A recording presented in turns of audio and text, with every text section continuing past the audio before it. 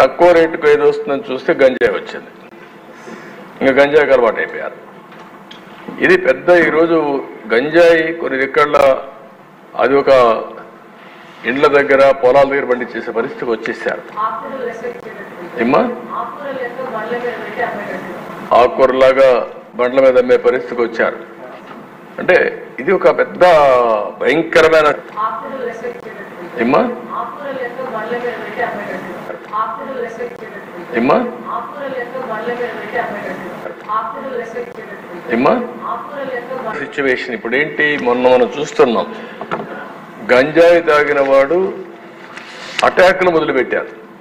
Motor బైకుల్లో వెళ్ళిపోయేసి ఎవరన్నా మాట్లాడితే వాళ్ళు కొట్టేస్తున్నారు అంతే. ఇంకా మాట్లాడే పరిస్థితి కూడా లేకుండా చేసే, ఎవడొస్తాడు ఎవడు తాగాడు ఎవడున్నాడు అని కూడా లేకుండా పోయే పరిస్థితి వచ్చింది. ఒక కేబినెట్ సబ్ కమిటీ కూడా వేసాం. మన వెనుకొండ జరిగింది కూడా అదే జరిగిందని మన మిత్రులందరూ చెప్పే పరిస్థితి వచ్చారు. ఒకటి రెండు కాదు అధ్యక్ష.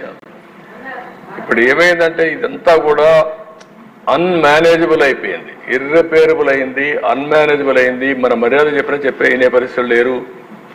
కడాన బరి తెగించి మీరు చూస్తే ఆర్డీఓ ఆఫీసు కూడా తగలబెట్టేసే పరిస్థితికి వస్తే నేను హెలికాప్టర్ ఇచ్చి పంపించే పరిస్థితికి వచ్చాను.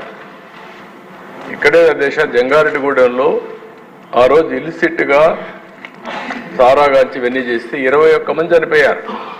పార్టీ పరంగా పోయి ఆ రోజు మనం డబ్బులు కూడా పే చేసే పరిస్థితికి వచ్చాం. ఇలాంటివన్నీ వచ్చినప్పుడు మనం కూడా గుర్తుపెట్టుకోవాల్సింది కొంటే మీరందరూ చెప్పిన దానిపైన ఇప్పుడే శ్రీనివాస్ గారు మాట్లాడుతూ తాడేపల్లిగూడెం చాలా స్పష్టంగా చేశారు.